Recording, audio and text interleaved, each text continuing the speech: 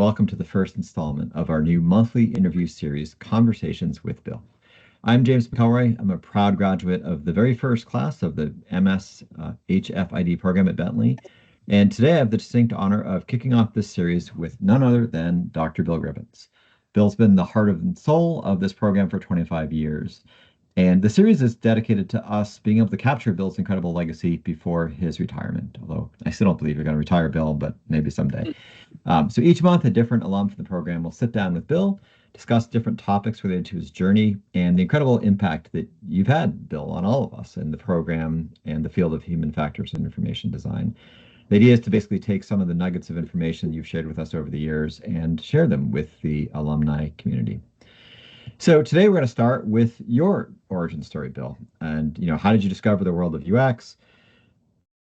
Thanks so much for joining with all of us. And Bill, I think if I look back and remember back to one of my earlier classes with you, I may be making this up, but I thought your origin story included marketing and you not wanting to sell stuff to people anymore that you didn't believe in. Did I make that up, or is that part of your origin story? No, that's part of it, and it probably starts even earlier than that. So, trained as a visual designer, a graphic designer. This was, going back to the 1970s. I hate to say it, but it goes back there. So this is all pre-computer, pre-World Wide Web, internet, all of that. And it was really learning about design, and as the way it was taught, I would say probably for 500 years earlier, is that you sit down and you learned in the studio and you learned the best practices and conventions that were handed down from generation to generation. And that just was the way it was.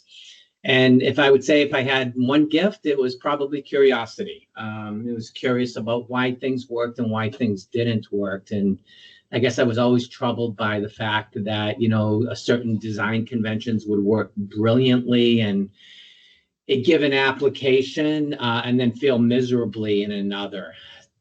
So, I wasn't willing to accept that that's just the way it was. And you needed to accept that. And it was an art form and it was unpredictable. So I think that encouraged me then to kind of pursue. And there was nothing, again, UX was decades off in the future. And, even though human factors was out there and had been out there since the end of World War II, it was focused on very sophisticated systems. It wasn't focused on the basic elements of design. So I went off to graduate school and said, okay, I'll study psychology and perception and all of those things and try to cobble it all together and to gain this understanding. So I was focused very narrowly. I always say the one thing that Steve Jobs and I had in common is that we studied typography as undergraduates, and that was my first love in design was typefaces. Designing typefaces, using typefaces. But again, there was this mystical quality about them that a typeface could communicate a certain feeling or a certain message independent of the words. And I would always ask why. And that's what really human factors is all about, is getting to the why. And then once you understand the why, you can produce more predictable results. That's great. So what was your first job out of school then? Like, how did you get started in this whole journey? So it's one of those things in life that I just kind of rolled with the opportunities. So when I left my undergraduate program, I enrolled immediately in the graduate school at the University of Maryland. And again, I had an opportunity right away to teach. So I think was one of the youngest faculty at the University of Maryland when I was hired. So I was teaching and primarily working with students in advertising.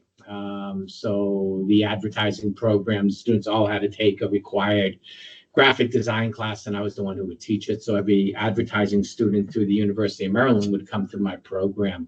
So I was always, from that point on, I was always doing consulting. And I carried that for, 40 plus years of working primarily in advertising and marketing and book design, publication design. Again, this was all pre-internet.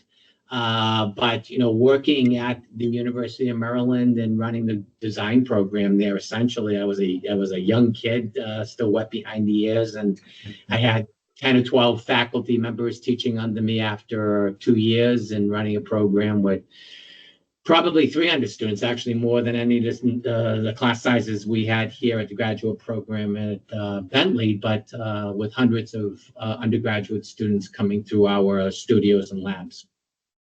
So that's wild. And so consulting is something that like I'm, I've done a little bit on the side myself. How did you get into that? I mean, you're maybe a young professor and people are just, hey, this guy's brand new out of school. Let's hire him to tell us how to do it. Yeah.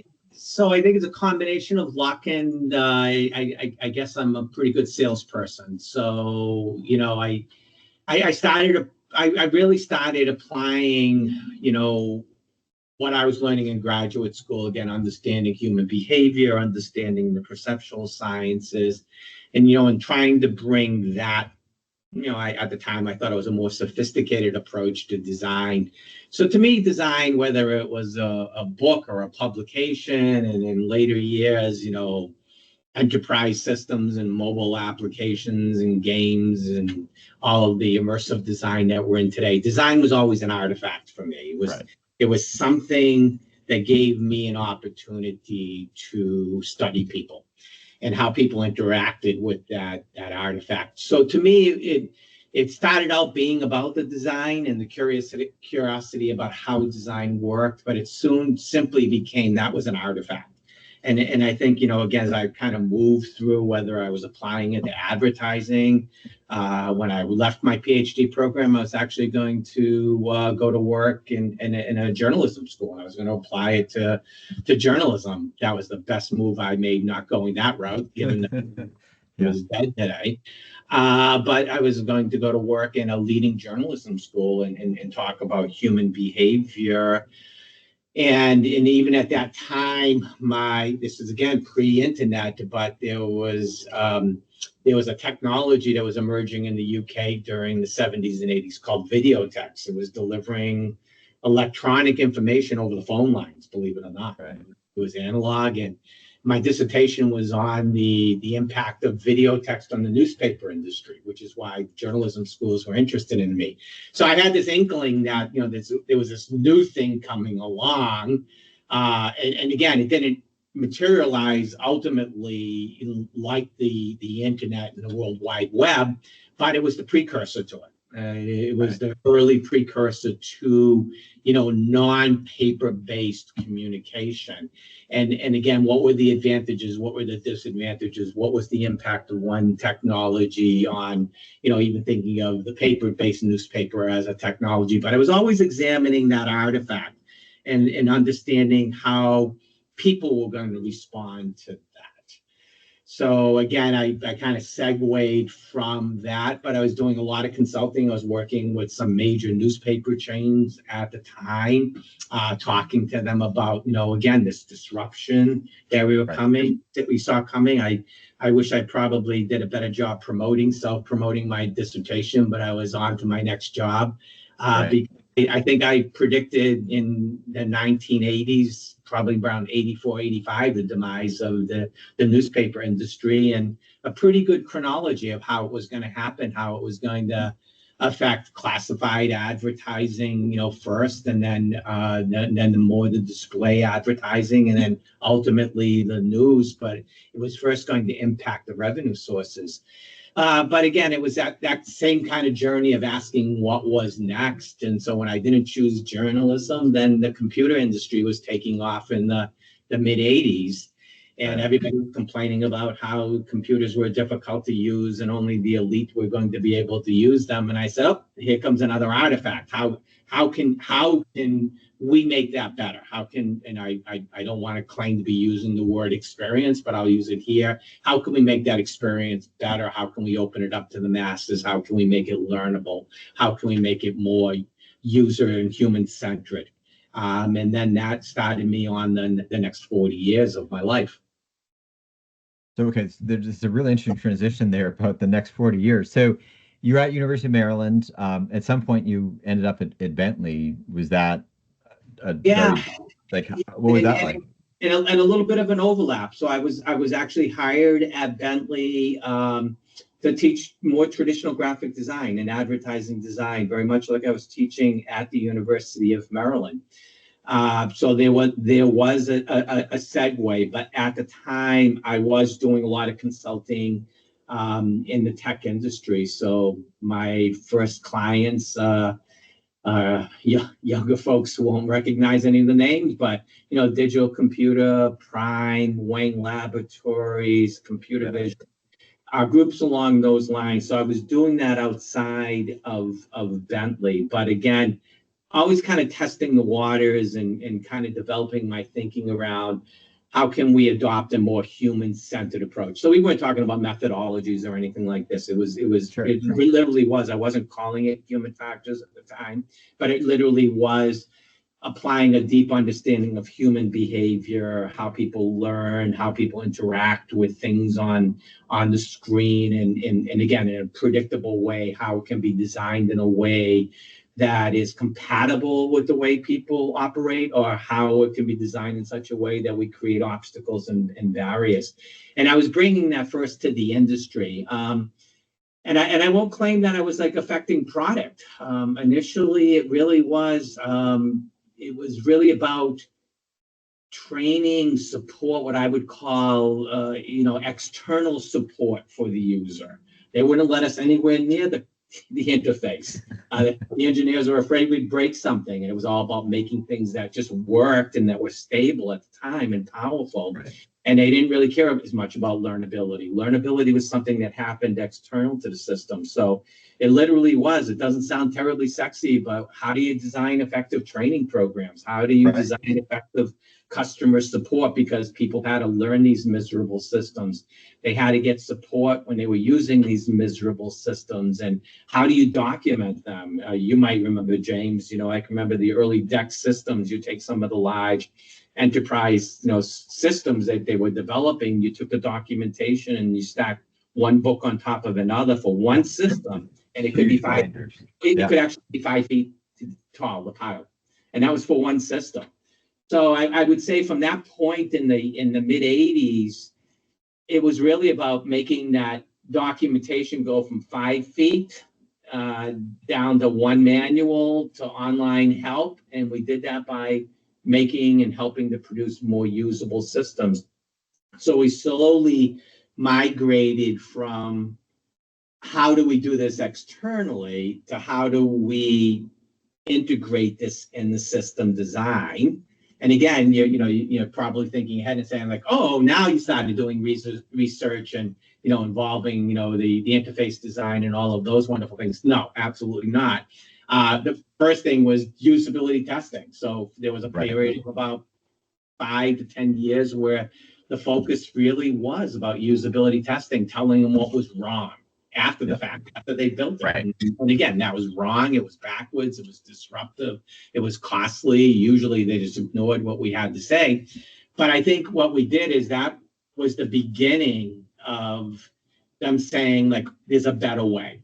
And this is where UX came from, and even HCI came from, is there's a better way. There's a more human-centered way.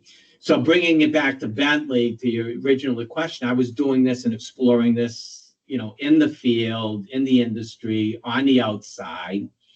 And then somewhere in the late 80s, I said, okay, this has got to be shared. And it really started with Saturday mornings. I think I shared this at the alumni reunion. There was a group of like-minded people at places like GTE and some of the other big tech companies in the area and some of the early telecoms.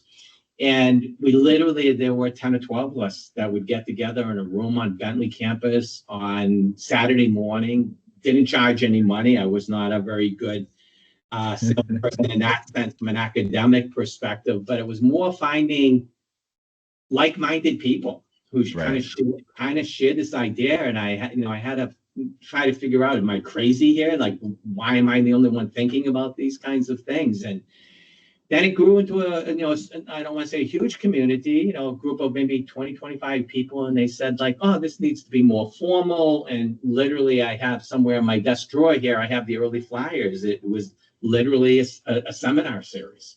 Oh, really? And I was just going to ask, like, what was the original course, but it was a and it seminar. was, and it was literally the information design seminar series, and it was really about information design in all of its many forms, both digital on the screen, but still at the same time there was a lot of documentation. I mean, documentation was going to hang around for another 10 to 15 years, and a heavy reliance on training, and all of that in my mind was information design. So the term information design was quite broad at the point. So we brought human-centered principles to the design of, again, we didn't call it content at the time. Right. I love how these things have gone through so many different iterations in terms of names. What we call content development today was technical communication and technical writing, and I did work in medical writing for the medical industry back in the 80s as well.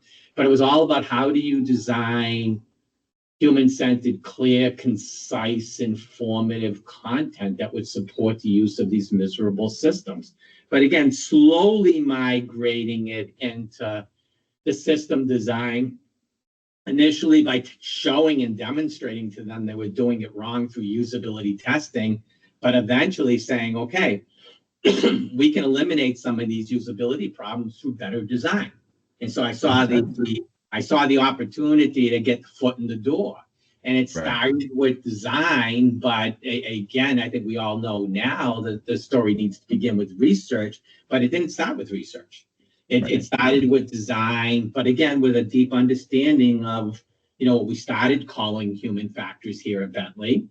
Understanding people, again, perceptually understanding them, cognitively understanding them, sociologically, and that came a little bit later with the social systems and the social networks, the early social networks, but even understanding them culturally. Back in the early 90s, I was teaching a course on localization along with Jacob Nielsen, who was that was his entry point. Jacob, entry point into the field was usability and localization. So we were traveling very, very similar paths at that point in time. But it wasn't a straight road. And I guess the thing that made out of this journey is we kind of had to start in the end and improve ourselves and then look for those opportunities to get our foot in the door and demonstrate the value that we bring to the product group. And then slowly we built out what we know today as user experience, starting with a deep understanding of human behavior, complementing that with the research, the user research, which is very contextual, that we do, that builds on that general understanding of people. And then how do we bring that to design, the experience design that we do, and then ultimately still that we test and we validate just to demonstrate what we've done.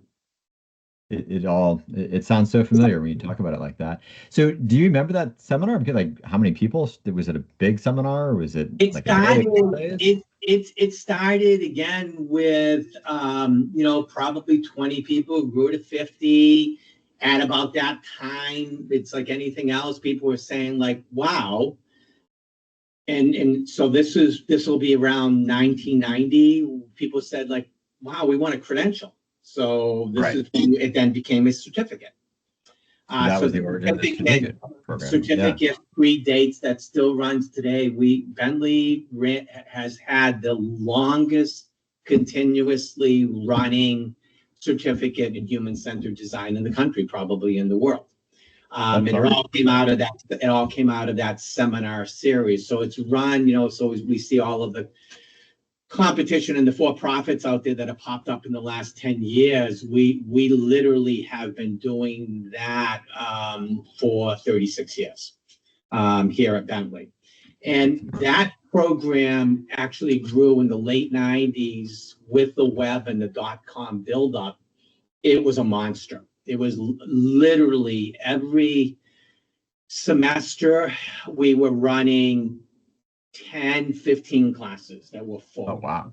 And back then, we were the only show in town, and I mean town meaning the country. Right. Literally, people were flying in. Half the classes were flying in from, California. Excuse me. I think of the early, some of the early companies like Palm, the Palm devices and things like that. I'd have a class that would have like, 18 people from Palm. They would fly a whole group out here. And so that was literally hundreds and hundreds and hundreds of students. We would run a class like the human factors class that would fill at 25, and I'd offer a second section and sometimes a third section. And we were taking those same courses in the companies around the world, many places in Europe, Japan, and all over the country. So we were taking it in all sorts of different kinds of product organizations. The telecoms at that time, it was the breakup of the monopoly, and so you had all your baby bells all over the country. Visited every one of those, but all your your very traditional, your Hewlett Packards that you think of today in all of those companies.